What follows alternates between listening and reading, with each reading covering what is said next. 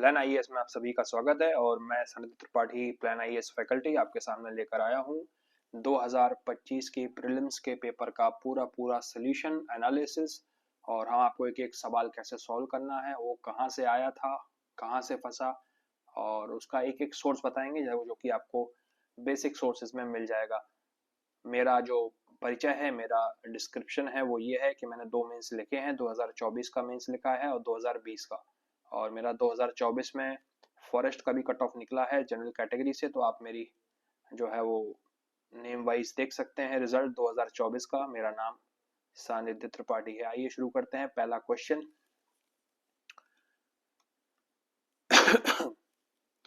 देखिए, first question अगर हम देखें तो ये पूछ रहा है कि आप पढ़ लीजिए। अच्छा, ये जो मैं आपको एनालिसिस बता रहा हूँ तो मैं तो पहले से पढ़ चुका हूँ ना क्वेश्चन, तो मैं आपको ये बताऊंगा कि जैसे फर्स्ट क्वेश्चन पढ़ना है, आपको खुद पढ़ लेना है और फिर उसके बाद हम स्टार्ट करेंगे डिस्कशन।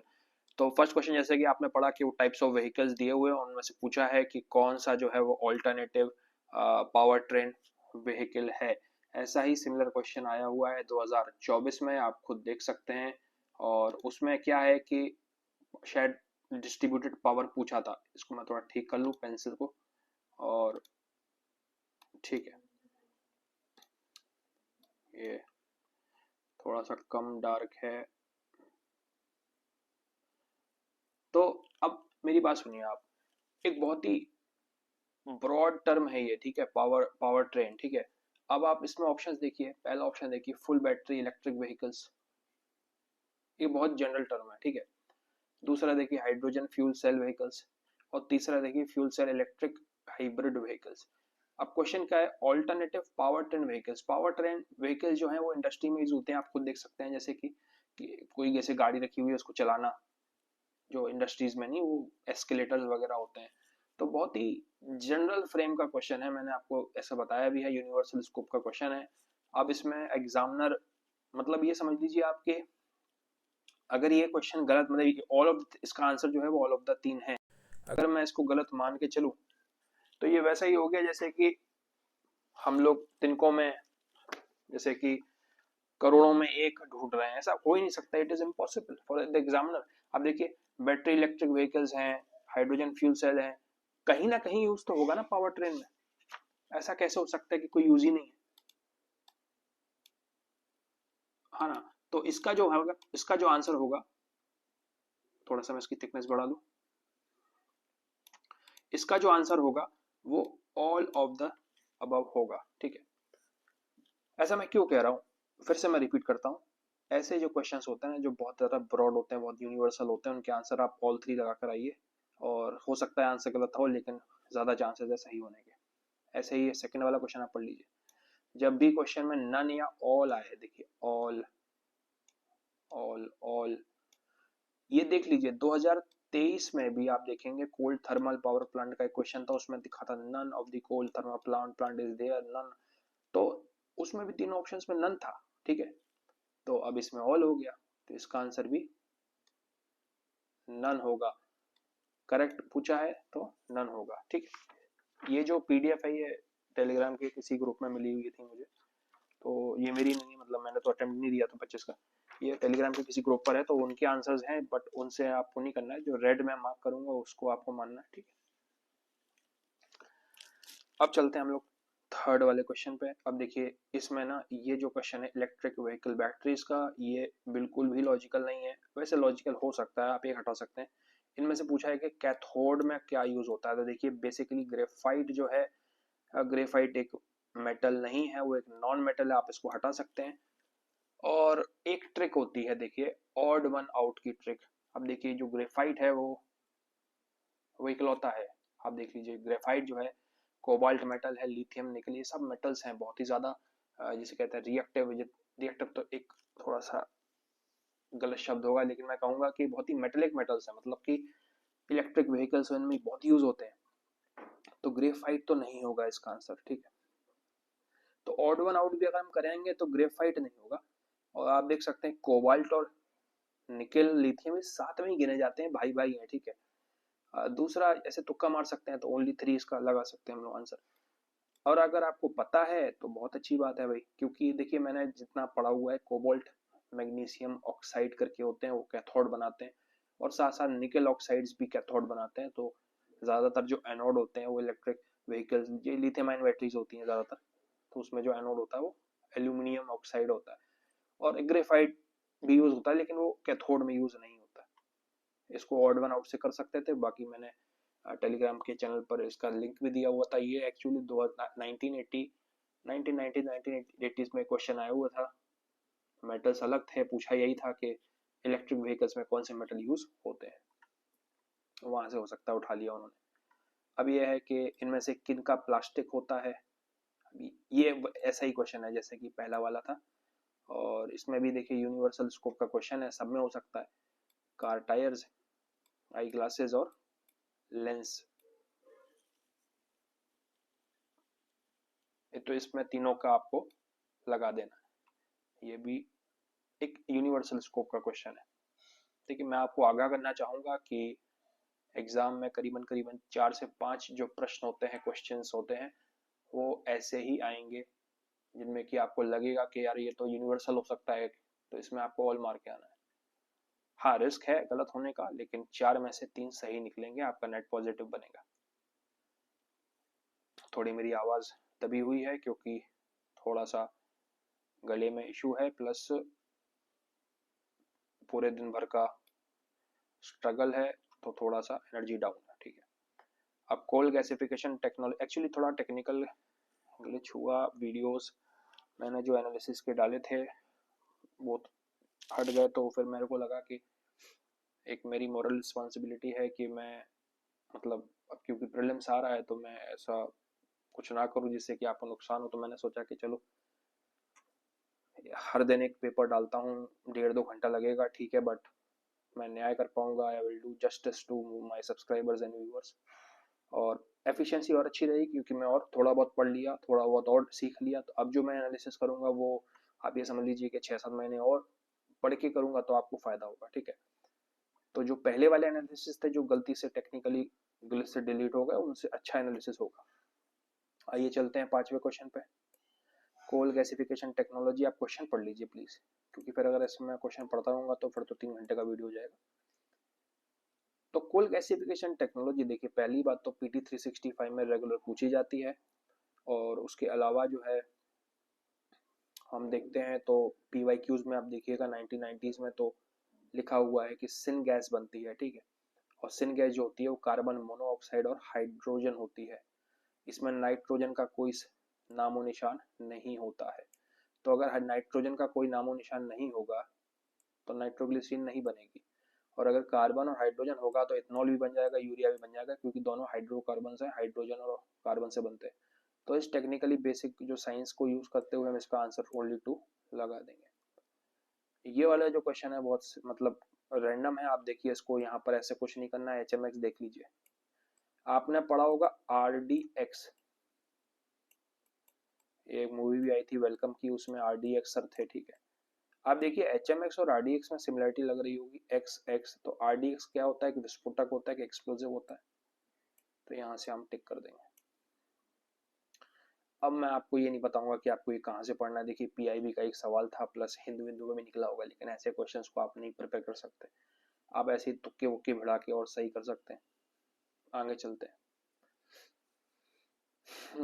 7th क्वेश्चन देखते हैं, ये PT 365 में दिया हुआ था, ये जो मैरोजाना 1 है, ये है। इसमें देखिए पहला स्टेटमेंट बहुत जनरल स्टेटमेंट है, ठीक है, आप पढ़ लीजिए, एक्सपेक्टेड है क्वांटम कंप्यूटिंग के लिए, बहुत बढ़िया, बेहतरीन, गुड। थर्ड स्टेटमेंट देखिए, deep learning as a subset, तो ये भी एक जनरल स्टेटमेंट है, बहुत बढ़िया, वेरी गुड।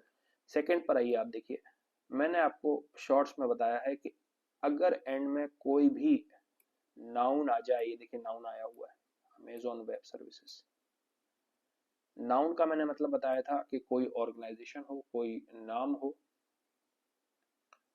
या कुछ भी हो, कोई संस्था का नाम हो, कोई ऑर्गेनाइजेशन हो, कोई किसी व्यक्ति का नाम हो, किसी कंपनी का नाम हो, तो आप उसको गलत मान सकते हैं। वैसे माइक्रोसॉफ्ट का है, और जैसे ही आप सेकंड वाले को गलत मानेंगे तो आपका जो आंसर है वो आ जाएगा। 8वें पर चलते हैं। मोनोक्लोनल एंटीबॉडीज के बारे में पूछा, आप पढ़ लीजिए सवाल। इसमें एक्चुअली क्या है कि ये 2016 में या 15 में PYQ है, मोनोक्लोनल एंटीबॉडी PYQ है, आप देख लीजिएगा। और उसमें लिखा है कि वो मैन मेड प्रोटीन्स हैं। सेकंड स्टेटमेंट भी आप देखिए, स्टिमुलेट करता है इम्यूनोलॉजिकल फंक्शन, ये भी बेसिक है। मतलब ये नॉलेज का था आपका। प्लस अब देखो ये थोड़ा स्पेसिफिक कर दिया, आप कहेंगे यार ये तो निफा वायरस लगा दिया, ठीक है। मतलब अगर मोनोक्लोनल एंटीबॉडीज है ना, अगर थोड़ा बहुत तो हेल्प करेगा ना किसी वायरस से लड़ने के लिए, तो इसका आंसर ऑल 3 हो जाएगा। ये PYQ से आप कर सकते थे। फिर इसमें भी देखिए वो वाला कॉन्सेप्ट है, नो आ गया, नो नो नो, बिना देखे आंख बंद करे आप इसमें नन लगा सकते हैं। मैंने तो सवाल भी नहीं पढ़ा, आप पढ़ लीजिएगा। वैसे जब भी ऐसे एक्सट्रीम आए ना, नो, नॉट, नन, ऑल, गलत ही होता है। क्योंकि देखो ऐसा हो ही नहीं सकता कि इतना एक्सट्रीम हो। ये कोई ब्लैक एंड व्हाइट नहीं चल रहा है, चेस का गेम नहीं है कि सिर्फ 64 ही बॉक्सेस होंगे और उसमें आपको खेलना है। लाइफ है, इतने सारा वायरस है तो वही सरवाइव कर सकता है, वो खुद देखने थोड़ी जा रहा है। बहुत ही ज्यादा अटपट ऐसा स्टेटमेंट था। आप देखिए सेकंड, थर्ड, 10th वाला स्टेटमेंट, ये इसमें स्टेटमेंट 1, स्टेटमेंट 2, स्टेटमेंट 3 रहते हैं। देखिए स्टेटमेंट 1 हमेशा सही रहता है, क्योंकि ऐसा कोई ऑप्शन ही नहीं है जिसमें स्टेटमेंट 1 गलत हो, तो आप इसको सही मान सकते हैं। कह रहा है एक्टिवेटेड कार्बन जो है बहुत अच्छा टूल है, किसको हटाने के लिए, पॉल्यूटेंट्स हटाने के लिए। भाई होगा, अच्छी बात है भाई, गुड। स्टेटमेंट 2 आप पढ़ लीजिए, तो उसमें ये कह रहा है कि इसका कारण बताया कि भैया उसमें सरफेस एरिया ज्यादा है और ये इसलिए वो एब्जॉर्ब कर लेगा, इसका रीजन बताया हुआ है, ठीक है, लग रहा है कि हाँ एक्सप्लेन कर रहा है, ठीक है। स्टेटमेंट 3 देखिए, क्योंकि वो एक्टिवेटेड कार्बन है तो वो इजीली सिंथेसाइज हो जाएगा, और ठीक है, ये भी ठीक है, ऐसा नहीं है, लेकिन ये इसका एक्सप्लेनेशन थोड़ी ना हुआ, है ना। तो इस किसका, पहले स्टेटमेंट का, कि अगर वो अच्छे पॉल्यूटेंट्स हटा रहा है, तो इसका मतलब ये नहीं कि वो इजीली सिंथेसाइज हो रहा है इसलिए वो हटा रहा है। मतलब ऐसा थोड़ा ना होता है कि कोई अगर केमिकल है वो इजीली मिल रहा है तो हम उसको यूज कर लेंगे, इफेक्टिव भी तो होना चाहिए। तो कहने का मतलब है कि वो, मतलब एक स्टेटमेंट उसको एक्सप्लेन करता है, ठीक है। 20 का आंसर होगा।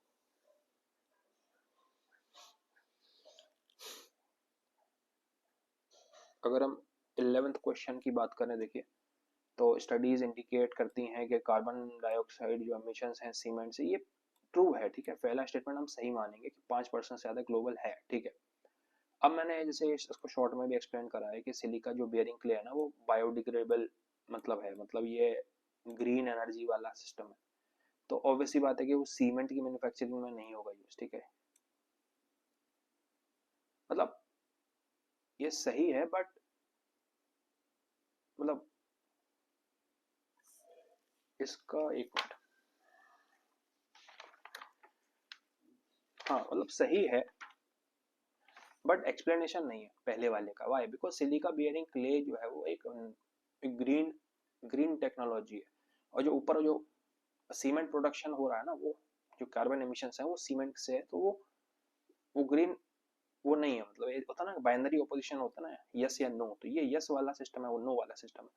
स्टेटमेंट 3 देखिए तो वो क्लिंकर प्रोडक्शन है, लाइमस्टोन से बनता है सीमेंट मैन्युफैक्चरिंग, एक किसी यूरोपियन का नाम है क्लिंकर और उसके नाम से बनता है। तो हाँ, इसका ये सही एक्सप्लेनेशन है, बनता है तो फिर वो प्रदूषण होता है। बट सिलिका बेयरिंग क्ले जो उसमें डाली जाती है उससे कार्बन एमिशन नहीं होता, उससे तो घटता है, तो ये उल्टा है।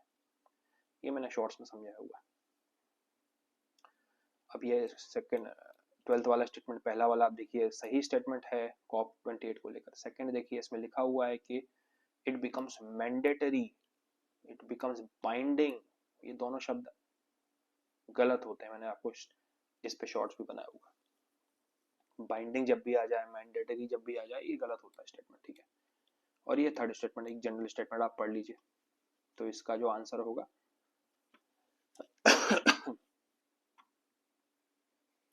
सी होगा। 13th वाला स्टेटमेंट पढ़ लीजिए, साइंटिफिक स्टडीज हैं कि वो शिफ्ट हो रहा है अर्थ के रोटेशन में, ये स्टेटमेंट सही है, ठीक है, इस गलत नहीं है। इसको आप जब भी अटेम्प्ट करेंगे इस अप्रोच से करिएगा कि पहला स्टेटमेंट सही है। वैसे ऑप्शन देख लीजिएगा, हो सकता है कोई उल्टे सीधे कोई ऑप्शन दे दे, लेकिन अभी जिस हिसाब से ऑप्शन आ रहे हैं फर्स्ट स्टेटमेंट आप सही मान के चलेंगे, और उसके बेसिस पे आपके जो है वो आर्ग्यूमेंट्स तैयार होंगे, ठीक है। अब सेकंड स्टेटमेंट में वो सोलर फ्लेयर की बात करते हैं। भाई सोलर फ्लेयर का इलेक्ट्रोमैग्नेटिक है पूरा, तो उसका कोई रिलेशन ही नहीं है रोटेशन से। या बेसिक कॉन्सेप्ट ये है कि जब भी जो ओशन का पानी है वो ऊपर नीचे होता है तो उससे रोटेशन की स्पीड पर फर्क आता है, क्योंकि जो मास है ना तो वो इम्पैक्ट होता है रोटेशन में, जो है मास। आप एंगुलर मोमेंटम पढ़ेंगे तो उसमें मास आएगा, ठीक है, M B R M R square omega, तो मास आएगा। सेकंड थर्ड स्टेटमेंट आप देखिए तो उसमें है कि भैया देखो अर्थ की जो है ना पोलराइज मेल्ट कर रही है, तो पानी जो है वो इक्वेटर इक्वेटर की तरफ आ रहा है, तो इसका मतलब है जो मास है ना अर्थ का वो शिफ्ट हो रहा है इक्वेटर की तरफ। और मैंने बताया आपको कि जो अर्थ का रोटेशन है, किसी भी चीज का रोटेशन उसके मास पर डिपेंड करता है, और प्लस जो मास का जो डिस्ट्रीब्यूशन है जिस पर मोमेंट ऑफ इनर्शिया और एंगुलर मोमेंटम जैसे फिजिक्स के टर्म्स होते हैं, इतना डीप में नहीं जाना है, लेकिन मेरे कहने का मतलब था दोनों स्टेटमेंट सही है। और जो थर्ड स्टेटमेंट है वो फर्स्ट को समझा रहा है, सेकंड वाला नहीं समझा रहा, सेकंड। और ये 2022 में प्रीलिम्स में आ चुका है और सोलर फ्लेयर्स, ठीक है, और 2019 में भी एक ऑप्शन में आ चुका है। और जो मैग्नेटिक फील्ड है, जो खैर ये जो रोटेशन एक्सिस वाला एक सवाल है, वो 2018 में भी शायद आ चुका है यूपीएससी में प्रीलिम्स में। तो इसका आंसर क्या होगा? one of the statements, both statements are correct, but ठीक है। ये 14th क्वेश्चन आर्टिकल 6 के बारे में है, और तीनों स्टेटमेंट सही हैं, तीनों दोनों एक्सप्लेन करते हैं। आप देखिए इन तीनों स्टेटमेंट को पढ़ लीजिए, बहुत ही जनरल स्टेटमेंट्स हैं, मतलब इनमें कोई खामी नहीं है। मतलब सूरज पश्चिम से निकल सकता है, लेकिन ये स्टेटमेंट गलत नहीं है। आप देखिए कितना प्यार से बता रहे हैं कि भैया पेरिस एग्रीमेंट है, ग्लोबल डिस्कशन चल रहा है। सेकंड में बता रहे कार्बन मार्केट्स के ऊपर काम चल रहा है। फिर थर्ड स्टेटमेंट में आप देखिए क्लाइमेट टारगेट्स पूरे हो रहे हैं। तो ये एक्चुअली कुछ स्टेटमेंट्स को आपको पढ़कर गैस करना है कि क्या वो सही जा रहे हैं, क्या वो बहुत जनरल लग रहे हैं, बहुत ही ज्यादा, जैसे मैं कह सकता हूँ कि अप्रोचेबल लग रहे हैं। अगर ऐसा है तो वो स्टेटमेंट सही है। और ये कहाँ से आया? तो भैया पेरिस एग्रीमेंट यूपीएससी का फेवरेट टॉपिक है। मैंने कॉप 28 वाला पढ़ाया, कॉप 26 उन्होंने मेंस में पूछा 2025 में ही मेंस में जीएस 3 में कि 2022 के टारगेट बता दो। तो यही है। 16 क्वेश्चन देखिए डायरेक्ट एयर कैप्चर वाला क्वेश्चन है।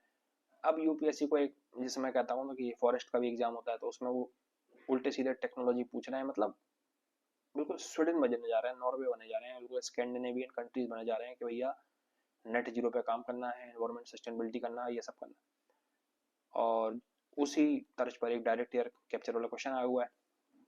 पहला स्टेटमेंट कैन आ गया, जनरल स्टेटमेंट है, हो सकता है, ठीक है भाई, कार्बन सिक्वेस्ट्रेशन हो सकता है। सेकंड भी आप देखो सही है, हो सकता है, वैल्यूएबल अप्रोच हो सकती है, क्यों नहीं हो सकती, बिल्कुल हो सकती है, कोई स्पीड ब्रेकर नहीं दिख रहा है इसमें ना। थर्ड स्टेटमेंट देखिए, it in aviation it can be a source of carbon combining hydrogen to creation, हाँ ठीक है भैया, हो सकता है ना, बहुत बढ़िया, हो सकता है, बिल्कुल हो सकता है, इसका आंसर 3 होगा। अब देखिए ना इसमें कोई ऐसा कुछ नहीं दिख रहा है, मैं वो चेक कर लूँ, वैसे मैं बहुत, हाँ सही है ना। अब ये देखिए ऑफिशियल जो की आएगी उस हिसाब से फिर अपन लोग मॉडिफाई कर लेना आप लोग, लेकिन देखिए मैं भी आपकी तरह एस्पिरेंट हूँ, ठीक है, तो ऐसा है, हो सकता है कि थोड़ी बहुत गलतियां हो जाए, लेकिन हाँ ज्यादा नहीं होगी, और 2026 से तो यूपीएससी खुद ही अपनी आंसर की दे देगा। 17 क्वेश्चन पर आइए, देखिए पीकॉक तरंतुला की बात हो रही है। देखिए इसमें जो ट्रिक लगानी है वो ये है कि देखिए ओमनीवोरस क्रस्टेशियन दिया हुआ है 2023 में, मैंने आपको शॉर्ट में बताया ओमनीवोरस आया था एक स्क्विरल को लेकर, फ्लाइंग स्क्विरल का सवाल था, और वो स्टेटमेंट गलत किया था यूपीएससी। तो जब ओमनीवोरस पर गलत कर दिया था, तो अब तो साथ में क्रस्टेशियन भी चिपका हुआ है। तो पहला स्टेटमेंट तो वैसे भी आपको गलत मान लेना है, सूरज पश्चिम से उग सकता है, लेकिन पहला स्टेटमेंट गलत, मतलब सही नहीं होगा। तो पहला अगर आपने हटा दिया यहाँ पर, तो देखिए दूसरा तो पढ़ना भी नहीं है, ठीक है, तो दूसरा हम नहीं पढ़ेंगे। थर्ड स्टेटमेंट आइए, देखिए इट्स नेचुरल हैबिटाट में अर्बोरियल स्पीशीज, अर्बोरियल हिंदी में आप देख लीजिएगा, वैसे जंगल में जो रहने वाले प्राणी है। यार देखो नाम उसका पीकॉक है, ठीक है, और ज्यादातर जानवर तो जंगल में रहते हैं ना, वो किसी फ्लैट में थोड़ी ना रहते, या किसी कॉलोनी में नहीं रहते, या फिर वो शहर में नहीं रहते, वो तो हम लोग हैं, वो रहते हैं इंसान लोग। तो अर्बोरियल है भाई, जंगल में रहते होंगे कोई, ठीक है, बहुत हाई चांस है कि सही होगा, तो इसका आंसर ही हो जाएगा।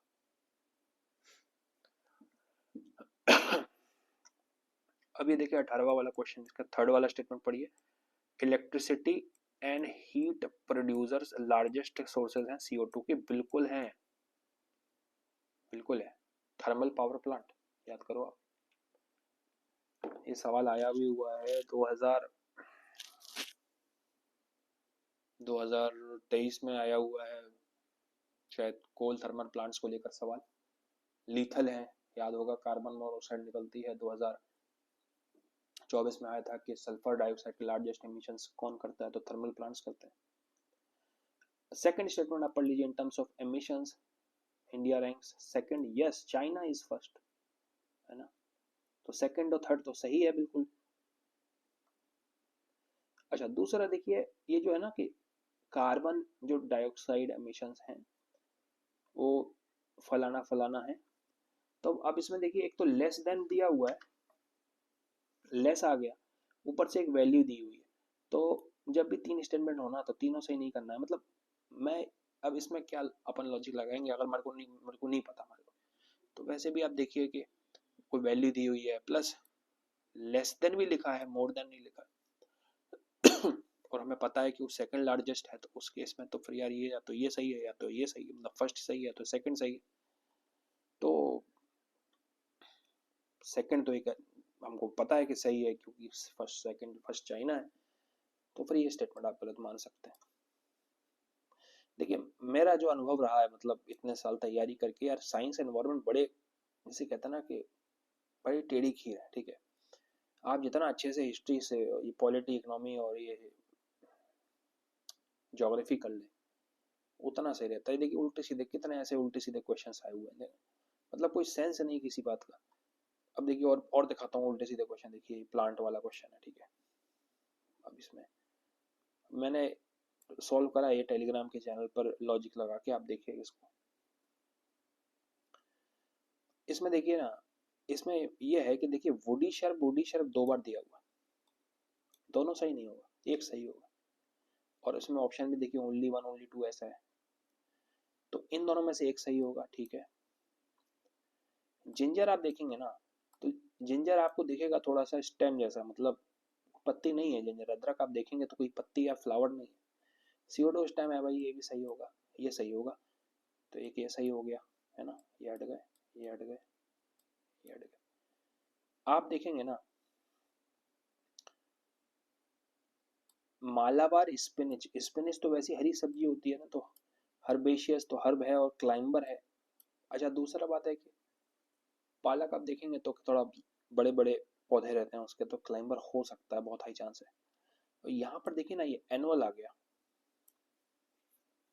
तो बहुत रेयर होता है कि कोई जो प्लांट है वो सिर्फ साल में एक बार उगे, ऐसा तो है नहीं कि मतलब, है ना, कभी भी उगा लो, तो इतना स्पेसिफिक हो जाए वो गलत है, तो मिंट आप हटा दीजिएगा, उसका आंसर ये होगा। तो ओनली थ्री जो है उसका आंसर हो सकता है।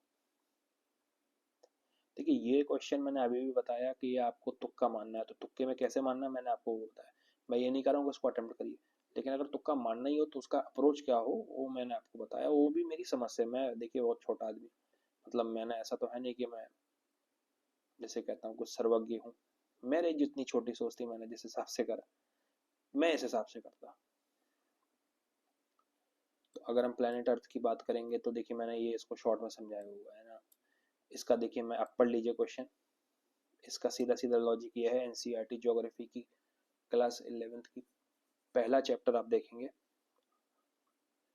तो उसमें है कि आखिरी जो पन्ना है उसमें है कि जो समुद्र है वो उसमें पेड़ पौधे हो गए और उससे ऑक्सीजन समुद्र में पूरी भर गई, और फिर उसके बाद जो है ऑक्सीजन से हवा में जो गई और वो टेरेस्ट्रियल और सब पेड़ पौधे हो गए ऑक्सीजन से, तो ऑब्वियसली बात है कि समुद्र में ज़्यादा ऑक्सीजन होगी। और सेकेंड स्टेटमेंट भी सही होगा क्योंकि जब समुद्र में है तो 50% से ज़्यादा ही ऑक्सीजन करेगा। और थर्ड गलत हो जाएगा क्योंकि वो कह रहा है कि समुद्र के जस्ट ऊपर बहुत ज़्यादा ऑक्सीजन है और नीचे नहीं, तो ऐसा नहीं हो सकता, सरफेस होता है वो बहुत ज़्यादा डिफरेंस नहीं आता उसमें। ये एनसीईआरटी ज्योग्राफी का क्वेश्चन था। ये राजा राम मोहन रॉय के बारे में देखिए, ये स्पेक्ट्रम से क्वेश्चन आया हुआ रेगुलरली, सोशियो जो रिफॉर्म्स हैं हमारे रेनाइसा इंडियन रेनाइसा उस पर क्वेश्चन आते रहते हैं, तो ये दोनों सही हैं इसके वैसे अभी हिसाब से, इसमें कुछ समझाना नहीं है, नॉन कोऑपरेशन मूवमेंट है। ये भी स्पेक्ट्रम से क्वेश्चन है, आप इसको कर लीजिएगा, डायरेक्ट क्वेश्चन है, मतलब इसमें ऐसा कुछ नहीं है।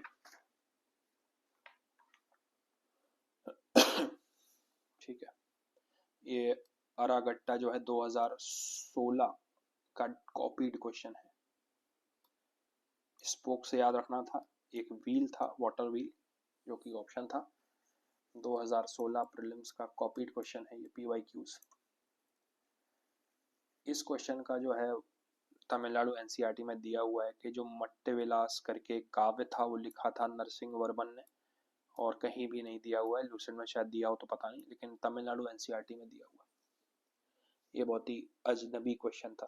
फाहीन किसके राज में आया था? चंद्रगुप्त सेकंड, ये तो जग जाहिर है। ओके, राजेंद्र चोला जो थे वो, उन्होंने ये सब करा था, बहुत फेमस। इन पर एक मूवी भी आई थी, पोनी सेल्वन, दोनों पार्ट हैं, बहुत अच्छे हैं, आप लोग देखिएगा। अमेजोन प्राइम पर है शायद। ऐश्वर्या राय और साउथ के टॉप एक्टर्स हैं। तो इन्होंने क्या करा था, मलय पेनिनसुला पर आक्रमण किया था, सुमात्रा, जावा, और चोला लेक बोला जाता था बंगाल, बे ऑफ बंगाल को। और 2024 के मेंस में भी इन पर चोलास पे क्वेश्चन आया था। मेंस और प्रीलिम्स दोनों में बहुत ज्यादा क्वेश्चंस आते हैं चोलास पे। महाजनपद और किस नदी पर है? तो ये NCERT में देखिए, अस्माक, वही महाराष्ट्र में है। विदर्भ गोदावरी पर है, ये सही है। ये NCERT क्लास 12 थीम 1 में है, चैप्टर नंबर 2 में है शायद। शुरुआती चैप्टर्स में मैप बना हुआ है, आप लेफ्ट साइड पे देखिएगा, बीच में मैप है। खम्बोज लिखा तो हुआ है, लेकिन विपास नदी नहीं दी है वहां पर, ना आपको पता होगी, लेकिन ध्यान से देखिएगा, विपास और बियास। तो ये बियास का जो है वो पुराना नाम है। थोड़ा सा अगर आप देखिए, नदियां तो वही है, ऐसा नहीं है कि कोई नदी सरस्वती को छोड़ के, उस समय कुछ और थी अब कुछ और है, नदियां वही हैं, बस नाम बदल जाते हैं। तो विपास और बियास। तो ये खम्बोज तो भाई अफगानिस्तान में, तो ये गलत होता। अवंती महानदी तो भाई यहाँ पर है, अवंती, अवंती उज्जैन है। शिप्रा, ये भी गलत है। कौशल सरयू है, तो ये सही है। तो इसका आंसर कौशल, कौशल तो पता ही है आपको, अयोध्या, सरयू। ये विष्णु दिगंबर पलुस्कर जो थे वो ग्वालियर के थे। और ऐसा कहाँ से आया ये क्वेश्चन, तो मेरे सब्सक्राइबर्स ने ही बताया था, मैंने पूछा था तो उन्होंने बताया था कि शायद नितिन सिंघानिया वाली किताब में जो म्यूजिक चैप्टर उससे आया हुआ है। ये बहुत ही रैंडम क्वेश्चन है, आप नहीं भी करेंगे तो ऐसा नहीं है कि कोई दुनिया खत्म हो जाएगी, छोड़ सकते थे आप लोग। अशोकन इंस्क्रिप्शन फेवरेट टॉपिक है यूपीएससी का, रेगुलर क्वेश्चन आते हैं, 2019 में आया था, 2022 में आया था। तो ये जो प्रादेशिका राजुका युक्ता है, ये NCERT न्यू में, ओल्ड में, तमिलनाडु में, सब में दिया हुआ है। सॉरी, ये गलत है, सॉरी, डिस्ट्रिक्ट है। बी है इसका आंसर, मैं इसी पे चला गया, डिस्ट्रिक्ट है।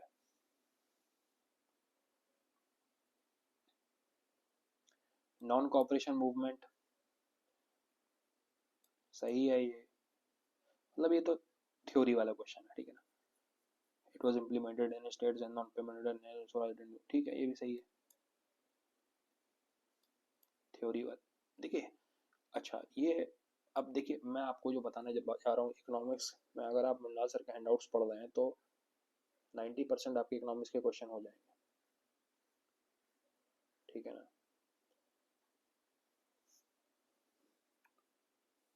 तो आइए चलते हैं। ऑल्टरनेट इन्वेस्टमेंट फंड्स कौन से होते हैं? तो देखिए, वो फंड्स जो कि बॉन्ड और डेथ से अलग होते हैं, स्टॉक से, तो मतलब ऐसे उल्टे सीधे फंड। अब ये 3 प्रकार के होते हैं ऑल्टरनेटिव इन्वेस्टमेंट फंड्स में, पहला वाला होता है, दूसरा होता है, तीसरा होता है। तो पहले वाले में जैसे कि बहुत अच्छा होता है सब कुछ, जैसे कि हेज फंड्स हैं, वेंचर कैपिटल फंड्स हैं। इनमें क्या होता है कि स्टार्टअप्स में हेज फंड्स क्या होते हैं, तो हेज फंड्स में हेजिंग होती है, मतलब किसी रिस्की एसेट में वो इन्वेस्ट करते हैं जो अमीर आदमी होते हैं। इनका जो क्राइटेरिया सेबी ने तय कर रखा है, 1 करोड़ रुपए से ज़्यादा का पोर्टफोलियो होना चाहिए। और जो वेंचर कैपिटल फंड्स होते हैं, वो कोई अगर स्टार्टअप नया शुरू हुआ है तो उसको प्रमोट करने के लिए, तो ये अल्टरनेट इन्वेस्टमेंट फंड्स में आता है, मुन्ना सर के हैंडआउट्स में दिया हुआ है। फिर इनकम क्या है, RBI की तो आप पढ़ लीजिएगा, इसका आंसर जो है वो D है। ये भी मुन्ना सर के हैंडआउट में दिया हुआ है। इनकम में ना, बाय सेल करना गवर्नमेंट बॉन्ड को, और थर्ड पेंशन फंड मैनेजमेंट तो इनका काम है नहीं, प्राइवेट कंपनी को लेन देन देते नहीं। अच्छा, ये वाला क्वेश्चन जो है ये मिनिस्ट्रीज और डिपार्टमेंट्स और ऑर्गेनाइजेशन का क्वेश्चन है। मैंने अपने टेलीग्राम चैनल पर अभी सेकंड लास्ट एक लिंक शेयर करा हुआ है गवर्नमेंट की मिनिस्ट्रीज डिपार्टमेंट्स का, और वो एक लिस्ट है पूरी। तो आपको ऐसे जितने भी डिपार्टमेंट्स हैं ऑर्गेनाइजेशन सब उसमें एक लिस्ट में मिल जाएंगे, आप नोट कर सकते हैं। और ये जो है वो ईडी है, ईडी फाइनेंस मिनिस्ट्री में होता है, डायरेक्टरेट है, ये सही है तीनों। और ये जो director general system data management है ना, ये बिग डाटा एनालिटिक्स नहीं करता है, ये नेचुरल डाटा करता है। इसका director general of big data analyst एक अलग से ऑर्गेनाइजेशन है, तो ये भी गलत है। बहुत लोग इसको सही मानते हैं लेकिन ये गलत है, इसका ओनली वन होगा। इसमें जो है से भी करता है, आरबीआई नहीं करता है। मैंने कहा था स्टार्टिंग में कोई भी नाउन आएगा तो वो गलत होगा। और सेकंड वाला एक जनरल स्टेटमेंट आप पढ़ लीजिए। 35th आप देख लीजिए, तो इसमें लिखा है कि जो एलाइड एग्रीकल्चरल एक्टिविटीज हैं वो एग्जाम्प्ट होंगी टैक्सेस से, तो ऐसा नहीं है। क्योंकि एलाइड में फिर बहुत सारी चीजें आ गई ना, पोल्ट्री आ गई, वुल रियरिंग आ गई। एग्रीकल्चरल इनकम टैक्स है, उसको कैपिटल नहीं माना जाता, मान रहा हूँ इनकम टैक्स एक्ट में, लेकिन स्टेट गवर्नमेंट एग्रीकल्चरल इनकम से टैक्स ले सकती है। ठीक है, स्टेटमेंट 2 आप देखेंगे तो सही है, वही मैंने जो बताया, कैपिटल एसेट नहीं माना जाता है। 36 क्वेश्चन आपको पढ़ने की कुछ जरूरत ही नहीं है। सेकंड स्टेटमेंट आप देख लीजिए कि भैया ऑल क्रिटिकल मिनरल्स हैं इंडिया के पास, तो फिर इतना हाई तौबा क्यों है भाई, इतना ज़्यादा हम लोग चाइना से इंपोर्ट कर रहे हैं, तो कुछ ना कुछ तो कमी होगी ना मिनरल्स में। तो सेकंड स्टेटमेंट तो गलत ही है, और आप सेकंड को गलत मानेंगे तो आपका आंसर सी आ जाएगा। बाकी पहला और तीसरा स्टेटमेंट जनरल है, लेकिन पढ़ने की जरूरत नहीं थी इसमें। 37 PYQ है, रिपीट है 2010 के पहले, मतलब 5-10 के बीच में रिपीटेड क्वेश्चन आया हुआ है कि रिटर्न्स के मामले में जो है बॉन्ड होल्डर्स है ना, वो लोअर रिस्क पर रहते हैं। सही बात है भाई, पैसा नहीं डूबता उनका, वो शेयर होल्डर नहीं रहता ना, उनको तो फिक्स्ड रिटर्न मिलता है, बॉन्ड है। और स्टेटमेंट 2 कहता है कि जो बॉन्ड होल्डर्स हैं वो लेंडर्स हैं, स्टॉक होल्डर्स हैं, ओनर्स हैं। सही बात है, आप समझ रहे होंगे इसको, ये बेसिक है और ये मैंने सर ने बहुत अच्छे से समझाया। ठीक है, स्टेटमेंट 3 देखिए, रीपेमेंट पर्पसेस के लिए जो बॉन्ड होल्डर्स हैं वो प्रायोरिटाइज होते हैं। बिल्कुल होते हैं कि भैया देखिए, जो बंदा बॉन्ड खरीद रहा है ना, वो एक तरह से आपका क्रेडिटर है, आपका, आप उसके कर्जदार हो। ठीक है, स्टॉक ओनर जो है वो आपके मालिक है। तो मालिक, जब कोई घर में पार्टी होती है तो घर वाले बाद में खाते हैं, पहले बाहर वाले खाते हैं, तो उस सेंस में बोथ स्टेटमेंट्स आर करेक्ट। इसमें देखिए आप तीनों स्टेटमेंट पढ़ लीजिए, फर्स्ट वाला जनरल है, सेकंड वाला भी जनरल है क्योंकि कोरोना टाइम पर हुआ था ऐसा। थर्ड वाला गलत है, there is no regulatory body, तो नहीं भैया है, एक इंडियन IPF करके है, जिसका जो डायरेक्ट हेड है वो शायद कॉमर्स सेक्रेटरी है, सीनियर IAS। तो ये स्टेटमेंट गलत है, तो फर्स्ट होगा इसका आंसर। ये देखिए सर्कुलर इकोनॉमी है, ये सही है, ये भी सही है और ये भी सही है। आप देखिए जनरल स्टेटमेंट है, तो इसका आंसर ए हो जाएगा। सर्कुलर इकोनॉमी पर इस बार सी सेट में भी क्वेश्चन आया था, वो आप सी सेट वाला क्वेश्चन भी कर सकते थे इसको देखकर। 40th क्वेश्चन देखिए, कैपिटल रिसिट्स जो हैं वो लायबिलिटी बनाती हैं, बिल्कुल बनाती हैं, क्योंकि जब कोई भी रिसिट कैपिटल होती तो वो डेप्थ वाली भी हो सकती है ना। सेकंड स्टेटमेंट देखिए, borrowings and disinvestments are capital, बिल्कुल, डिसइन्वेस्टमेंट बोरोइंग कैपिटल में आते हैं, रेवेन्यू में नहीं आते हैं। ये मृणाल सर के हैंडआउट में बेसिक है। और थर्ड देखिए, interest received on loans create a liability, no it doesn't create, है ना। लोन्स पे अगर इंटरेस्ट मिल रहा है तो वो तो फायदा है ना, वो तो एसेट है।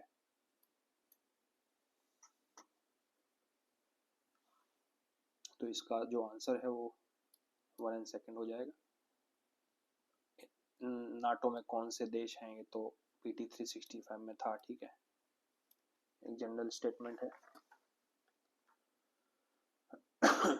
आप देख सकते हैं 4 हैं। ठीक है, अब इसमें देखिए, तो ऑस्ट्रिया तो नहीं होगा क्योंकि वो जर्मनी के साथ था उस समय। ठीक है, क्रोशिया है, स्वीडन अभी जस्ट अभी एंटर हुआ है,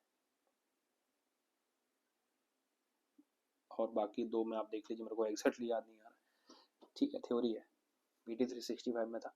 एंडीज माउंटेन्स किससे से पास होते हैं, तो आप देखिए बेसिक मैप आप कर सकते हैं, तो ये मुझे याद है शायद, है ना। पैराग्वे तो बीच वाला कंट्री है, इक्वाडोर से होते हैं, वेनेजुला से होते हैं, और बोलीविया से भी होते हैं, नहीं बोलीविया से नहीं होते हैं, बोलीविया से भी होते हैं, बोलीविया तो दूर हो गया शायद, ब्राजील से होते हैं और कोलंबिया से होते हैं, बोलीविया से नहीं होते, चार है। ऐसा ये मैप बनेगा, यहाँ से ऐसे ऐसे ऐसे एंडीज आता है और यहाँ पे ख़त्म होता है बिल्कुल, ये वेनेजुला है और ये पेरू है, पैराग्वे यहाँ पे आएगा, ठीक है, तो ब्राज़ील पूरा। ये सुदर्शन गुर्जर सर का मैपिंग सेशन है, आप लोग देख सकते हैं, उसमें उन्होंने बताया है वाटर बॉडीज हैं कौन कौन से इक्वेटर से पास होते हैं, नहीं होते। ये मैंने टेलीग्राम चैनल पे आप सभी को बताया कि ये मैप में है, मतलब एटलस मैप में, अब आपको देखना है। तो पटूस लगून जो है वो आप ये समझ लीजिए यहाँ पर है, ये पटूस लगून है, ठीक है, इनमें से कोई भी इक्वेटर पर नहीं है ना। टंग टंग टंगनकरी या जो भी है, ये अफ्रीका में तो यहाँ पर है, तो ये इक्वेटर यहाँ से जा रही है, सॉरी यहाँ से जा रही है, ये भी नहीं है। टॉनले सब, तो ये जो यहाँ पर ये कंबोडिया और कंबोडिया और शायद थाईलैंड के वहाँ पर है, और इक्वेटर भी यहाँ पर दूर से जा रही है ऐसे, तो ये भी नहीं है, इसका नन है। इसके तीनों स्टेटमेंट सही है, ठीक है, PT 365 में दिया हुआ था। ये स्टेटमेंट क्यों सही होगा, मैंने आपको टेलीग्राम चैनल पर बताया था कि जो महाराष्ट्र, तेलंगाना, कर्नाटका, तमिलनाडु के ना, आप देखेंगे तो ये मैप ऐसे दिखाएंगे, तो ये वाला रीजन है, देखिए, और वहाँ पे सिमिलर वेजिटेशन है, सिमिलर क्लाइमेट है, तो हो सकता है कि ये सब हो, तो ये सही है। ये एनसीईआरटी 11th ज्योग्राफी का सवाल है, इसमें ऑल 3 सही है, ये एग्जैक्टली कॉपीड है, वहाँ से आप देख सकते हैं। प्लेट टेक्टोनिक्स में पहला पन्ना, पहला और दूसरा पन्ना, शायद दूसरा पन्ना, उसमें जो एविडेंसेस है। ये बहुत ही इजी सवाल है, 46 वाला। इसमें देखिए आप डस्ट पार्टिकल्स हैं तो सब ट्रॉपिकल पे ज़्यादा होंगे, टेम्परेट में कम होंगे, क्यों? क्योंकि भैया सब ट्रॉपिकल में आप देखिए, सब ट्रॉपिकल हाइज हैं, जो एयर है वो डिसेंड कर रही है, पूरी डस्ट खींच लेता है, डस्ट ही डस्ट है, ठीक है, वहाँ पे सारे डेजर्ट्स हैं, आप देखिए टेम्परेचर बहुत ज़्यादा हाई रहता है, और इक्वेटर में तो पानी है, बारिश है, ठीक है, तो सब ट्रॉपिकल एंड टेम्परेट है, लेस ड्राई विंड्स, बिल्कुल सही है। तो इसमें सब ट्रॉपिकल, सॉरी ये टेम्परेट नहीं हुआ, हाँ ये सही है, ये मोर ड्राई विंड्स होगा, ये गलत है, ये लेस, सॉरी मोर होगा, ये मोर होगा, है ना। थोड़ा मेरा जो माउस है ना वो, उससे राइटिंग ऐसी आ रही है, पेंसिल थोड़ा का इशू है टैब में, तो इसका जो आंसर होगा वो ए होगा, सॉरी ए नहीं होगा, सी होगा। ये एनसीईआरटी ज्योग्राफी का सवाल है, कॉन्सेप्चुअल सवाल है, मैंने आपको शॉर्ट्स में बताया, वो आप देख सकते हैं, मैंने समझा दिया है। ये 2024 का सवाल है, कॉपीड सवाल है बिल्कुल, 2024 का रिपीटेड क्वेश्चन है, आप उसका आंसर देख सकते हो, मैंने शॉर्ट्स में भी समझाया हुआ ये, तो ये बहुत ज़्यादा कंसेप्चुअल है, मतलब ये आपसे समझो कि रिपीटेड है, मतलब 2024 का, आप इसको याद ही कर लीजिए। वैसे मैंने पूरा एग्जैक्टली समझाया हुआ, उस पर 10-15 हज़ार व्यूज भी आए हुए मेरे शॉर्ट्स में है ये। इसमें यही है कि देखो आइसोथर्म है ना, वो इक्वेटर की तरफ बेंड करता है लैंड मासेस में, और पोलवर्ड बेंड करता है ओशन में, और ये इसलिए है क्योंकि जो जनवरी का महीना है ना, उसमें आप देखिए सूरज जो है वो ट्रॉपिक ऑफ कैप्रिकॉर्न में, तो ठंडक है वहाँ पे, तो ऑब्वियस सी बात है कि अगर ठंडक ही है तो पानी पानी जो है वो इतना ठंडा नहीं होगा, मतलब उसका जो टेम्परेचर होगा थोड़ा ज़्यादा रहेगा, और जो वो जो कॉन्टिनेंट्स हैं तो वहाँ पर मतलब जो है उसका जो टेम्परेचर है वो थोड़ा सा और ठंडा रहेगा, मतलब कि उसकी जो आइसोथर्म है वो, हाँ पोलवर्ड जाएंगे। तो वही है, रिपीटेड क्वेश्चन है 2024 का। 48 वाला क्वेश्चन आप देखिए, ये स्टेटमेंट सही है। इसमें जो है वो परमेबल जो है वो, एक minute, chalk is known as a very permeable rock whereas clay is known as quite an impermeable, क्योंकि जो chalk है वो पोरस है, hence can absorb water, clay is not at all porous। तो ये गलत है। not at all ये जो आपको आइडेंटिफाई करना है कि भैया बहुत एक्सट्रीम शब्द है।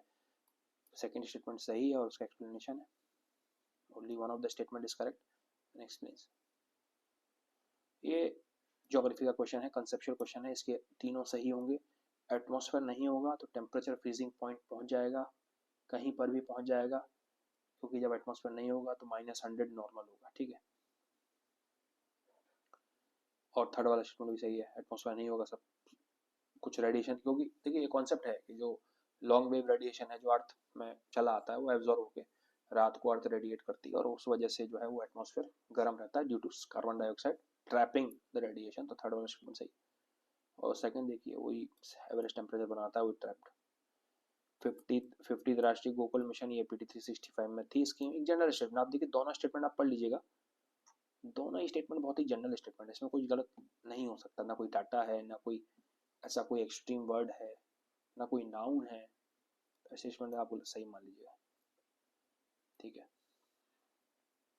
अब आते हैं हम लोग ये 51 से लेकर ना, ये पूरा लक्ष्मीकांत है, लक्ष्मीकांत किताब है, आप देखिए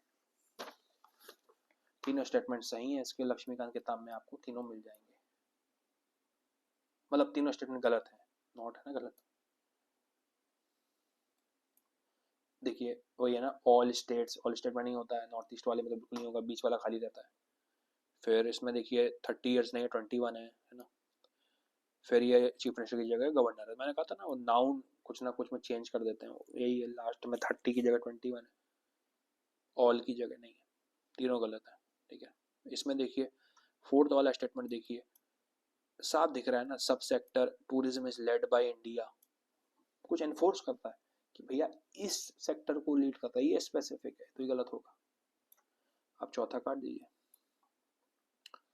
और दूसरा देखिए ढाका डिक्लेरेशन नहीं है ये, 1999 ढाका नहीं है भैया, ये शायद बैंकॉक डिक्लेरेशन था, सेकंड वाला गलत है, सेकंड वाला काट देंगे तो आपका आंसर डी आ जाएगा। गांधी पीस प्राइज में देखिए ये 2016 में इंदिरा गांधी पीस प्राइज पूछा था, और जिससे कि गांधी पीस प्राइज का भी सवाल आ गया, लेकिन इसमें देखिए जो कमिटी है ना, जूरी है, जूरी मतलब जो जज करते हैं यार, प्रेसिडेंट थोड़ा करेगा, प्रेसिडेंट अवार्ड देगा, जज थोड़ा करेगा। तो आप देखिए दो ऑप्शन तो आपके ऐसे ही कट गए। अब देखिए ना ध्यान से कि सेकंड और फोर्थ तो है ही है, तो प्राइम मिनिस्टर है और लीडर ऑफ अपोजिशन है, कोई भी सरकार होगी ना वो दो लोग नहीं रखेगी ना, फिर तो क्या ही मतलब है, मतलब आप खुद सोचिए, जो प्राइम मिनिस्टर है वो लीडर ऑफ अपोजिशन को क्यों रखेगा, मतलब रखेगा बट इसके अलावा भी एक बंदा रखेगा ना, ताकि वो एक चांस रहे 2-1 होने का, आप ऐसे सोचिए। तो ऑब्वियसली बात है कि चीफ जस्टिस को भी होना पड़ेगा, तो इसका आंसर सी हो जाएगा। मतलब खुद सोचिए, आप खुद प्रधानमंत्री हैं और आप किसी कमेटी में, आपने कोई कमेटी बना दी, तो आप लीडर ऑफ अपोजिशन को रखोगे तो किसी और को भी रखोगे, चलो बाद में हम दोनों वोट कर देंगे तो उसका कैंसिल हो जाएगा। ठीक है, गगन गगन एक फेवरेट टॉपिक है यूपीएससी का, 2018 में भी देखिए ये जो सैटेलाइट्स हैं हमारी, जो इंडिजिनस IRNSS, उस पर क्वेश्चन आया हुआ है, आप देखिए थर्ड वाला स्टेटमेंट पढ़िए, it benefits only but not, गलत स्टेटमेंट। आपको देखिए ना थोड़ा सा टेढ़ा टाइप का लग रहा है ना, ऐसा थोड़ा होता है कि सिर्फ एविएशन को हेल्प करेगा, बाकी तो जाओ भाड़ में जाओ, तो थर्ड वाला हट गया। सेकंड देखिए बहुत एवरेज, मतलब जनरल स्टेटमेंट है भैया, ट्रैफिक मैनेजमेंट करेगा, नाम भी इसका देखिए नेविगेशन है, देखिए नेविगेशन तो ट्रैफिक मैनेजमेंट सही है, ठीक है, कोई दिक्कत नहीं है, डी होगा इसका आंसर। अब देखिए AI एक्शन समिट हो रहा था, ठीक है, को चेयर्ड बाय इंडिया था, PT 365 में दिया हुआ है, ठीक है, ये मैं कहूँगा PT 365 में दिया हुआ था। और इसमें देखिए ना कि ये लिखा है कि हाँ ठीक है, ब्लेचली पार्क में हो रहा है, और जो एडवांसेस मेड हुए, मतलब ऐसा नहीं है कि स्पेसिफिक पूछ रहा है कि यहाँ हुआ है, वो कहा ठीक है एडवांसेस हुए हैं इन सब जगह और उस पर फिर वो बेस्ड है, एक जनरल स्टेटमेंट है, ठीक है, ये सही है। अब सेकंड देखिए, अब यहाँ पे ना आपको कुछ दिखाई देगी, देखिए एग्जामिनर की, कि along with another countries US and UK also signed the declaration, मतलब वो जोर दे के बोल रहा है कि भैया ये दो हैं, याद रखना। और जब भी ऐसा हो ना, यूपीएससी आपको खुद परोस के देखे देखो ये दो हैं, आप समझ जाना कोई ना कोई दिक्कत है, गलत है, ठीक है, इसका आंसर ए होगा। और वैसे भी हम देखते हैं यूनाइटेड नेशंस, यूनाइटेड स्टेट्स को और यूके को अब खुद दिया पर उसके, तो क्या ही बोले। ये मैं कहूँगा सबसे डिफिकल्ट क्वेश्चन था इस बार का, मैं इस पर कुछ नहीं बोलना चाहता, ना मैं इसको तैयार करता हूँ, ना आपसे कहूँगा तैयार करो। इसका आंसर भी डी था ऑल, ये सब सही है और मुझे नहीं पता इसको कैसे तैयार करना है और मैं आपको बता भी नहीं पाऊंगा। 2016 के मेंस में आया था कि इंटरनेशनल ईयर ऑफ पल्सेस है और फिर पल्सेस के फायदे पूछे थे, मेंस में आया था, लेकिन GS1 में 2016 में या 17 में 18 में, लेकिन ऐसी उम्मीद नहीं थी कि प्रीलिम्स में आएगा, तो वही है, ठीक है, क्या कर सकते हैं। जब भी थीम आए ना, थीम गलत मान लो, सही कह रहा हूँ, थीम गलत मान लो, थीम गलत मान लो। Indonesia has become a full member, हाँ शायद बन तो गया है, ये तो एक न्यूज भी थी, PT 365 में था, ठीक है। और बाकी तो फर्स्ट चेक करना ही नहीं पड़ा क्योंकि फर्स्ट तो था ही दोनों में, थीम आपको गलत मानना है। देखिए कभी कभी ना जैसे 100 क्वेश्चन आते हैं, मेरा मानना है 50 क्वेश्चन, 50 क्वेश्चन आपके जो है वो सोर्सेज से होंगे मैक्सिमम, और बाकी 50 में थोड़ा रिस्क लेना पड़ेगा। जैसे थीम आ गया, आपको कुछ नहीं पता थीम के बारे में,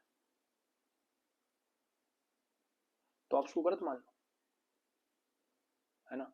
हाँ ये आपके अच्छे होंगे ना, इसमें आपका अगर नेट बन जाएगा, मान लीजिए 50 में नेट बन गया आपका 80, तो फिर वो जो बाकी के 50 है ना, उसमें अगर आपने ऐसे तुक्के वुक्के मार के और ये सब करके नेट आपका 30 भी बन गया तो आप 110 पर हो, है ना। तो लेकिन उसके लिए इंपॉर्टेंट है कि आपके ये जो 50 इजी वाले हैं ना, ये आपका जो नेट पॉजिटिव 80 बनाए, और इसके लिए जरूरी है कि आप 3-4 बार रिवाइज करके जाओ, रेपिटेशन जरूरी है। मैंने बताया टेलीग्राम चैनल पे, हम जो चीज रिपीट करते हैं वो हमारे दिमाग में ज्यादा रिवायर होता है, ठीक है, ठीक है। 58th क्वेश्चन देखिए, the power of local applies to public service but not, आप देखिए जब भी ऐसे टर्म आएंगे ना आपको गलत मानना है। फिर chairman shall not be the member of parliament and, चलो इसको आगे मतलब member shall not be the person of less than 45 year, Lokpal can not inquire allegations, यार इसी पे तो पूरी बात थी, प्राइम मिनिस्टर भी कर सकता है यार, ऐसा नहीं है, मेरे हिसाब से तो कर सकता है। तो फोर्थ भी गलत है भैया, है ना। उसमें देखिए chairman of the member not to be the member of parliament or member of legislative assembly and only ये देखिए आप, ये भी गलत है, सेकंड भी गलत मान लीजिए, तो या तो थर्ड है या डी है। तो chairman member shall not be the member less than 45 years of age, देखिए इसमें कोई एक्सट्रीम वर्ड नहीं है, प्लस ये लक्ष्मीकांत में चैप्टर है भैया, सबको तुक्काबाजी नहीं करना है कुछ कुछ पढ़ के भी तो जाना है, मतलब मैं ये नहीं कह रहा हूँ कि आपको हर, अब ठीक है भाई, देखो यूपीएससी का जो मुझे लगा कि जिस स्टेटमेंट में उसे ये सब देना है वो देगा, ठीक है, लेकिन थोड़ा बहुत तो आपको भी नॉलेज लगाना है ना। ये लक्ष्मीकांत में दिया हुआ है, पूरा लोकपाल का चैप्टर है, आपको रट के जाना है उसको 3 बार, तो उससे आपको पता रहेगा थर्ड स्टेटमेंट तो सही है ना यार, ठीक है। हर स्टेटमेंट तुक्केबाजी नहीं करना है। होको वर्ल्ड कप दिया हुआ है यार, दोनों स्टेटमेंट गलत है, मैंने बताया भी, देखिए ये नंबर आ गया ना, यूपीएससी क्या करता है मैन वुमेन में चेंज कर देता है, देखिए मैन कैटेगरी है वुमेन कैटेगरी है, दोनों का डिफरेंट है, यहाँ का यहाँ दे दिया, यहाँ का यहाँ दे दिया, ये 2023 में भी कर चुका है वो, उसमें वो कोई चेस चेस ओलंपियाड हुआ था ना, तो मैन वुमेन का स्वैप कर दिया था, तो दूसरा तीसरा गलत है, दूसरा तीसरा गलत है, और तीसरा तो गलत है ही, तो पहला ही सही है। इसमें देखिए अभिमन्यु मिश्रा ना ये इंडियन है, ये अमेरिकन नहीं है, तो ये तो गलत ही है, मेरे को पता था वैसे तो, लेकिन जिनको पता है उनके लिए अच्छा है, नहीं पता तो नहीं पता। और इसमें ये भी गलत है, देखिए ईरान से नहीं हारा है, जीता है वो, डिंग लेन से जीता है, तो लास्ट में देखिए लास्ट, एंड स्वैप करा यहाँ और स्टार्टिंग में स्वैप करा, स्टार्ट में नाउन है और एंड में देखिए यान नेपोमियाशी जो है ना एंड में, तो जब भी यूपीएससी स्टार्ट और एंड में कोई नाम दे तो आपकी घंटी दिमाग की जल जानी चाहिए कि हाँ इसमें कुछ दिक्कत हो सकती है। ये स्टेटमेंट जनरल स्टेटमेंट है, ये भी स्टेटमेंट जनरल स्टेटमेंट, दोनों का ये दोनों पूरक है, दोनों मतलब एक दूसरे को एक्सप्लेन करना है। आप इसको ये मार सकते हैं, आप खुद पढ़ लीजिए स्टेटमेंट, ये आप कहीं से नहीं पढ़ सकते। ये एक तरह से देखिए जैसे कि पिछला वाला था ना, वो एक क्वेश्चन था वो मैं आपको बताना, ये वाला 38 क्वेश्चन, तो आप ऐसे क्वेश्चंस को आप तैयार नहीं कर सकते, आपको वहीं पर बैठ के ये देखना होगा यार ये स्टेटमेंट सही है कि गलत है, बस इसमें हो जाएगा खेल। जनरल स्टेटमेंट है, ठीक है। इसमें देखिए मैं आपको ये जो 62वां क्वेश्चन है, कवच पता ही होगा, रेलवे में लगते हैं, सामने से ट्रेन आ रही है रोक रहा है तो RFID यूज होगा ही होगा, ठीक है। थर्ड स्टेटमेंट बिल्कुल सही है, तो नॉट करेक्ट बताना है, ठीक है। अब देखिए ना इसमें क्या है कि एंड में जर्मनी लिखा हुआ है, देखिए मैंने कहा था लास्ट में कोई भी देश आए, इंसान आए, संस्थान आए, वो गलत होगा। देखिए गलत होगा नहीं होगा बात की बात है, जैसे आप ये प्रोबेबिलिटी ज्यादा होगी गलत होने की, जैसे आपने 10 सवालों में ये तुक्का भेड़ा ना तो आपके 8 सही होंगे या 7 सही होंगे, 3 हो सकता है गलत हो जाए, वैसे इसमें तो 9 सही हो रहा है इस पेपर में, लेकिन नेट पॉजिटिव मिलेगा आपको। जैसे ये क्वेश्चन है, मान लीजिए मुझे नहीं पता जर्मनी है कि नहीं, मैं इसको गलत मानूंगा, आपने इसको गलत माना, इसको सही माना, नॉट करेक्ट है, तो इसका आंसर ये आ जाएगा क्योंकि थर्ड तो सही है ना। यहाँ पर देखिए लास्ट में 28 आ गया, 2028 आ गया, मैंने कहा था आपसे लास्ट में नाउन आएगा, डेट आएगा, ईयर आएगा, आपको गलत मानना है। इसका ऑल 3 है, ठीक है। 63वां क्वेश्चन 63rd, और ये PT 365 में दिया हुआ है, बहुत ही बेसिक मतलब जनरल है कि भैया माइक्रोग्रेविटी में कौन हेल्प करेगा, तो सभी करेंगे, कुछ ना कुछ तो सिखा के जाएंगे ही, बहुत ही यूनिवर्सल स्कोप का क्वेश्चन है। ये PT 365 में दिया हुआ है, ठीक है। ग्लोब मास्टर है, ट्रांसपोर्ट वेयर सही है। ये IL-76 ये सुपरसोनिक कॉम्बैट एयरक्राफ्ट नहीं है, ठीक है। डोनियर है, डोनियर मैरीटाइम पेट्रोल है, तो उसका ओनली 2 होगा। आर्टिफिशियल वे ऑफ ये है, इसका आंसर ए होगा। 2019 में एक ऑप्शन था ये, ठीक है, आर्टिफिशियल लैंड पहला ऑप्शन था, इन्होंने उसी आर्टिफिशियल लैंड थोड़ा PhD करके ना वो केमिकल दे दिया। तो आपसे गुजारिश है कि साइंस और एनवायरनमेंट के 2015 से जितने भी क्वेश्चन है उसके ऑप्शंस को थोड़ा स्टडी करके जाइए, साइंस और एनवायरनमेंट के, थोड़ा बहुत ज्योग्राफी के बस।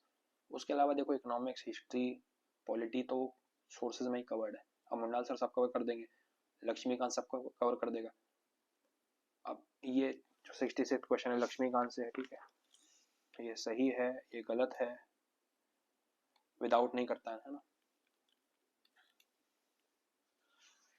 अब जितनी लाइन से क्वेश्चन आ रहे सब लक्ष्मीकांत के, ठीक है। इसमें मैं क्या समझाऊँ आपको, मतलब मैं खुद स्टूडेंट हूँ तो मैं आपको बता रहा हूँ कि आप खुद इसको, मैं आपको आंसर बता रहा हूँ, अब लक्ष्मीकांत से बिल्कुल कॉपीड है, ठीक है, इसमें कोई लॉजिक नहीं है। अब इससे 67 क्वेश्चन है, अब देखिए, ये देखिए जब भी अकॉर्डिंग टू द प्रोविजन आए ये हमेशा गलत होता है, ये ट्रिक है, PYQ ट्रिक है लैंग्वेज की, ठीक है। तो अब देखिए ना इसमें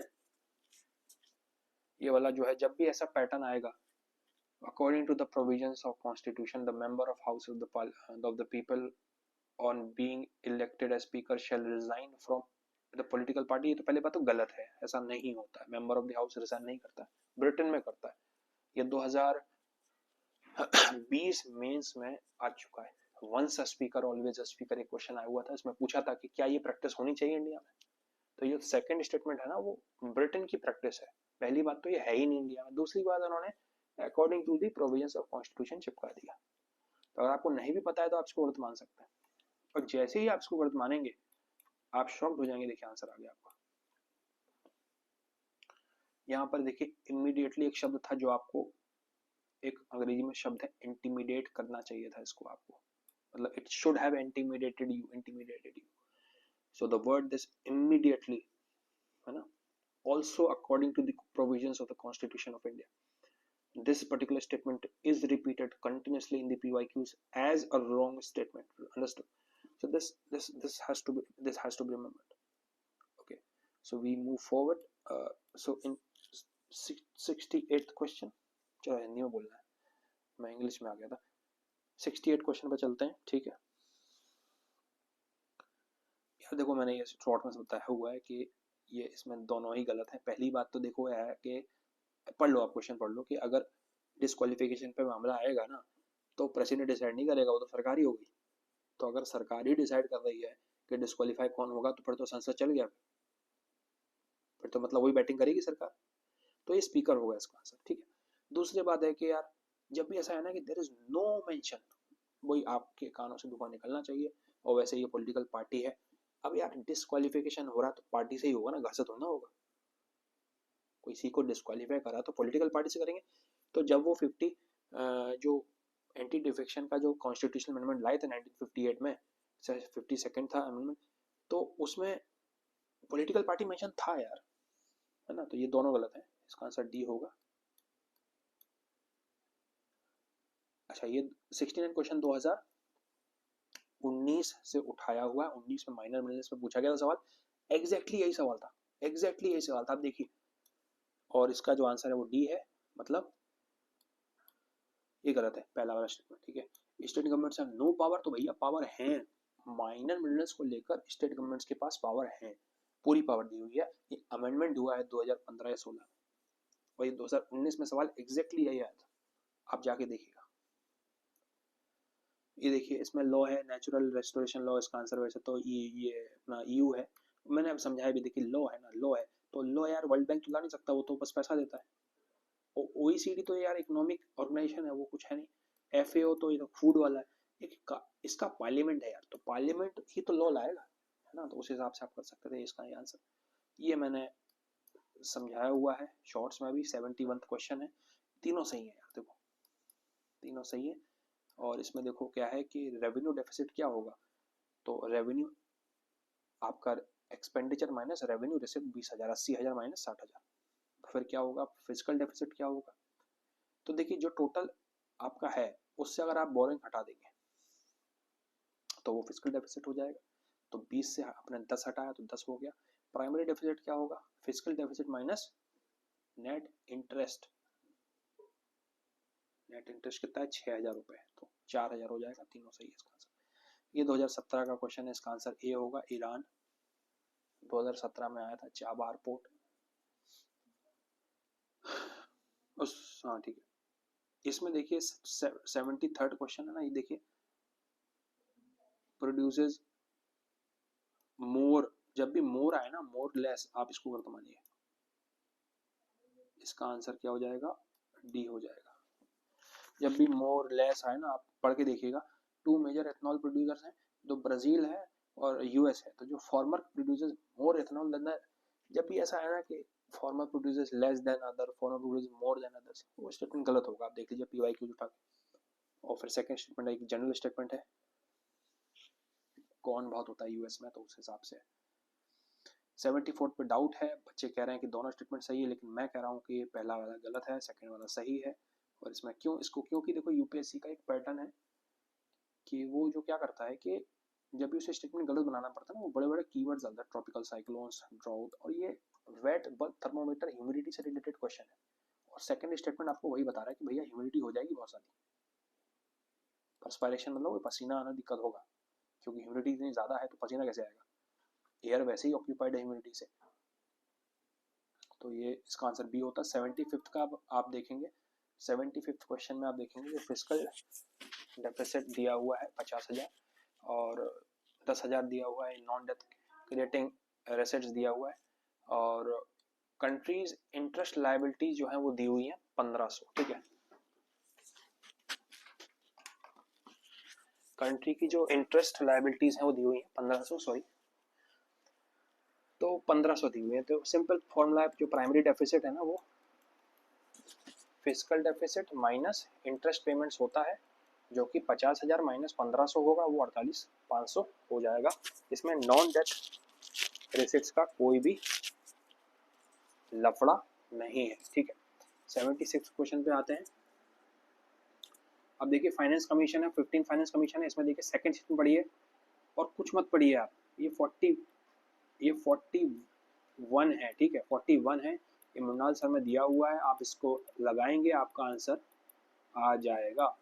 स्टेटमेंट ये देखिए, international bank of reconstruction IBRDV, second देखिए सिंगल हैंडेडली, ऐसा नहीं होता है, ये रॉन्ग स्टेटमेंट है, सिंगल हैंडेडली कुछ नहीं होता ना, ये तो बिल्कुल अकेलौता बाहुबली हूँ मैं, और ये तो ये गलत स्टेटमेंट है, और आप इसको कुछ मत करिए, आप सेकंड वाला काट दीजिए, सेकंड स्टेटमेंट आप काट देंगे तो आपका आंसर सी आ जाएगा। इसमें देखिए 78 पर चलते हैं हम लोग, 78 पर चलते हैं हम लोग।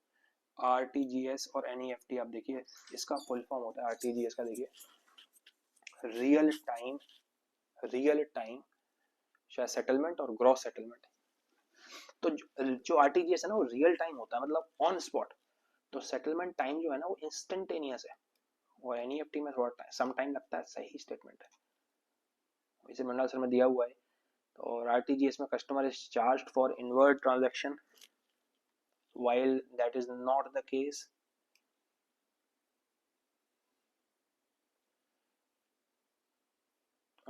इसमें थोड़ा सा हमको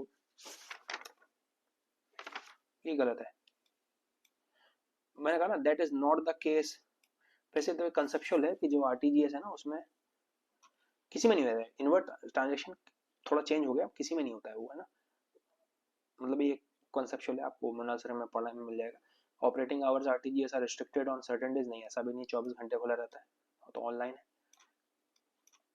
इसमें ये मुनासर की में दिया हुआ है, UPI कौन से देश में है, तो सिंगापुर में है, फ्रांस में है, UAE में है, ओनली 3 आंसर है इसका। ये PM सूर्य घर बिजली योजना, ये PT 365 में जो स्कीम्स वाला उनका आता है ना, तो उसमें दिया हुआ है, तीनों स्टेटमेंट सही हैं इसके।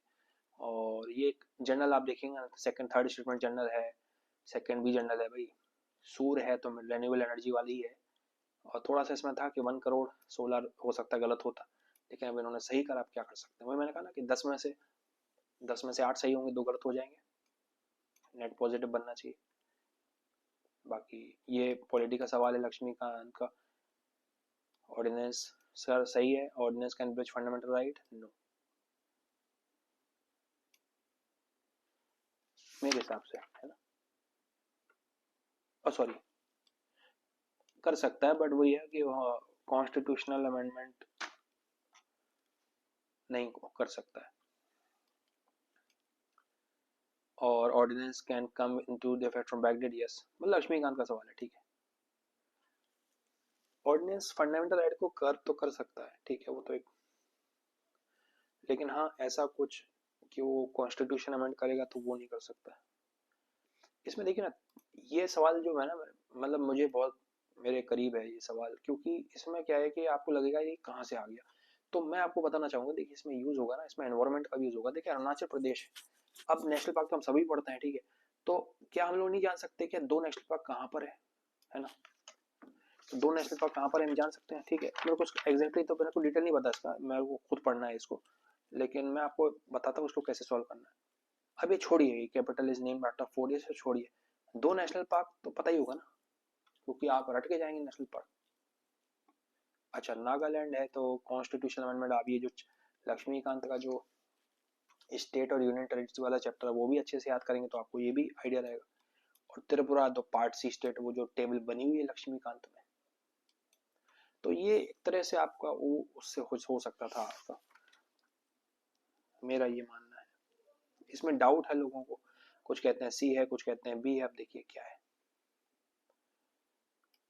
ठीक है ना। तो ये कॉन्स्टिट्यूशनल बॉडी कौन कौन सी हैं, तो ये भी लक्ष्मीकांत में है, ठीक है, प्रोविजंस ऑफ द कॉन्स्टिट्यूशन, तो देखिए इंटर स्टेट काउंसिल है, ए हाँ नेशनल सिक्योरिटी काउंसिल नहीं है, जोनल काउंसिल नहीं है, ठीक है, लक्ष्मीकांत का सवाल है। 84 क्वेश्चन देखिए, गवर्नर का डिस्क्रिप्शन है, लक्ष्मीकांत ने दिया हुआ है, और ये भी दिया हुआ है कि गलत है, क्योंकि president can reserve a bill pass by the for his consideration without being forwarded by the, यार कर तो सकता है, एक मिनट, ये गलत नहीं है, sorry, President can his or will reserve a bill passed by the state for his consideration without being forwarded by the, कर सकता है शायद, कर सकता है, मैं भूल तो नहीं रहा हूँ। कॉन्स्टिट्यूशन एज एक्सप्लिसिटली मेंशन, हाँ ये तो सही है, ये तो सही है। फिर शायद आर्टिकल 200 है कि मतलब, या वो कर सकता है कि वो बिल जो कि उसको अफेक्ट करेंगे, क्या होता है, फेडरल किसी कैरेक्टर को, नहीं चलो उसको अभी पढ़ लीजिएगा आप लक्ष्मीकांत में। Reserve a bill passed by the state for his own consideration without it being forwarded by the, वो तब शायद इमरजेंसी में कर सकता है, ये मुझे एकदम से क्लिक नहीं करता है, लेकिन हाँ ये पॉलिटी में है, ठीक है, ये पॉलिटी का सब ये लक्ष्मीकांत में दिया हुआ है, तीनों सही है ना। तो ये फंडामेंटल राइट है, ये फंडामेंटल ड्यूटी है, ये डीपीएसपी है, फेवरेट टॉपिक है यूपीएससी के, ये दोनों ही गलत हैं। इसमें देखिए आप उल्टे सीधे शब्द हैं, state government loses its executive power in such area, local body assumes total admission, ये थोड़ा जितने भी आए ना under circumstances recommendation can take over the total administration, तो ये थोड़े अजीब से शब्द हैं, मुझे यूपीएससी का नहीं पता क्या देगा, लेकिन मेरे हिसाब से इसका आंसर डी है। ये मैंने जैसे आपको लिंक दिया था उसमें सारे ये बोर्ड मिल जाएंगे, और 2008 में बोर्ड्स पूछे गए हैं। देखिए 2022 में भी टी बोर्ड पर सवाल आया है, जो कि हमारा शॉर्ट है 1 मिलियन क्रॉस करा है। नेशनल ऑटोमेटिव बोर्ड है, ये नहीं है इसमें भैया। ऑटोमेटिव बोर्ड ना वो मिनिस्ट्री ऑफ हैवी इंडस्ट्रीज में है, क्वायर बोर्ड है मिनिस्ट्री ऑफ, ये तो मिनिस्ट्री, ये तो सही है, ये गलत है, ये भी गलत है, क्वायर बोर्ड इसमें है कॉमर्स मिनिस्ट्री में, है ना, दो तो गलत हो ही गए। और ये भी एमएसएमई में नहीं है, नेशनल सेंटर फॉर ट्रेड है ना, ट्रेड तो कॉमर्स में रहेगा ना, डी है इसका आंसर। फिर ये लक्ष्मीकांत में दिया हुआ है प्रॉपर, आप देख सकते हैं,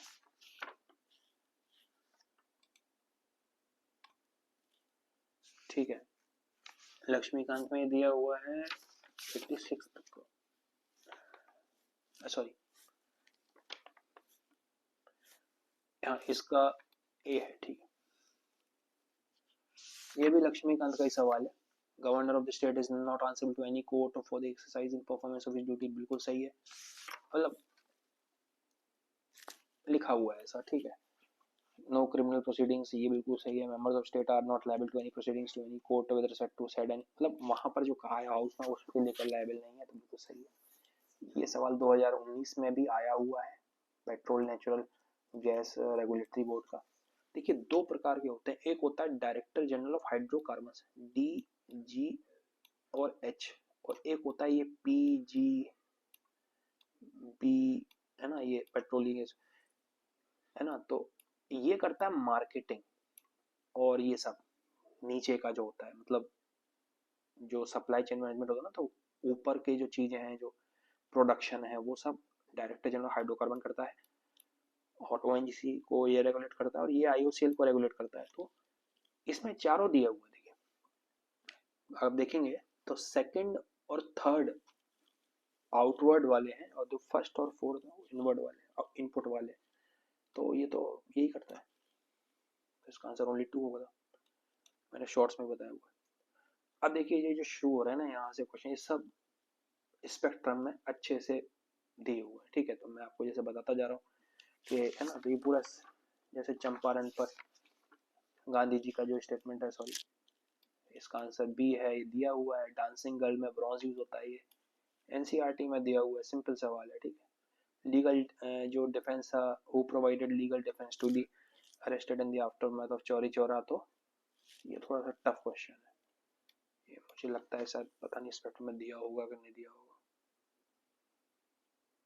चौरी चौरा के बाद, ओके, नॉन नॉन कॉपरेशन के बाद 1923 टाइम में, तो ठीक है, अब इसको मैं बता दूंगा कि इसे कहाँ दिया हुआ है, अब मेरे को एग्जैक्टली नहीं पता है, मुझे इतना याद है कि मैंने ये स्पेक्ट्रम में नहीं पढ़ा शायद।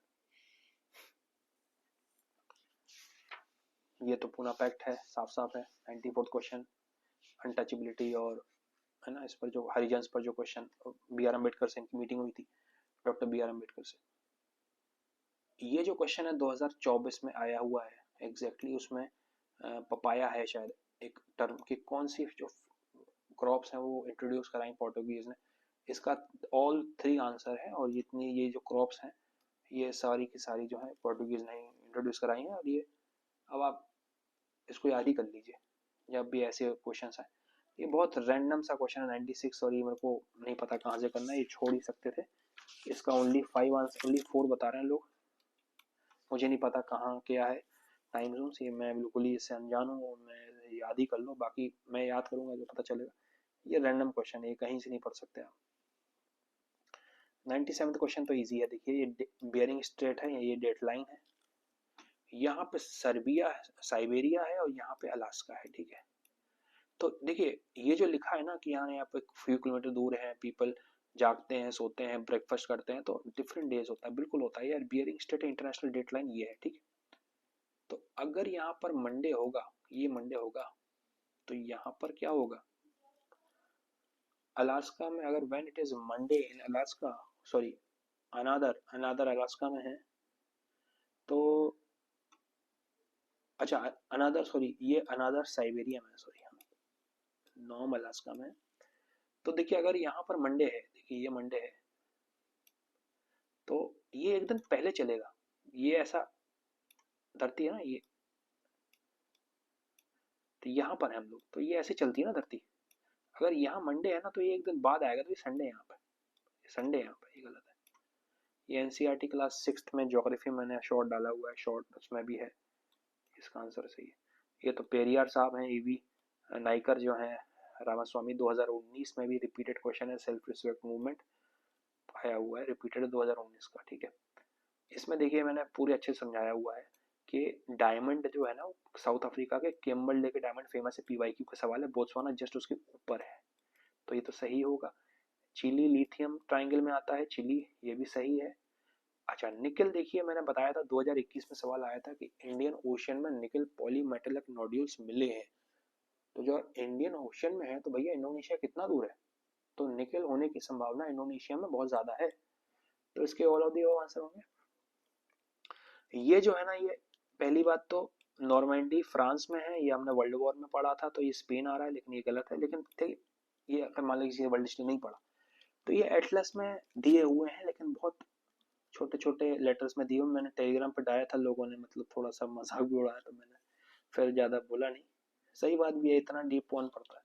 देखिए मलोरका, नॉर्मैंडी, सर्डिना, सर्डिना, ये डीनिया, ये है मतलब एटलस में दिए हुए हैं आपकी, आप खुद देखेंगे मेलोरका, नॉर्मैंडी, सर्डिना, ये सब वही है यूरोप में, बट अलग अलग देश हैं। तो ये था तो एटलस से सवाल, लेकिन ये रैंडम सा था, इसका कोई करंट में नहीं है। आप ये बोलेंगे करंट में था, तो भैया नहीं है, मैंने खुद देखा हुआ है, ये करंट के नेशंस नहीं है, आप खुद देख सकते हैं ना, ये पीटी में था, पीटी 365 में कहीं नहीं था, ठीक है, एटलस में था ये।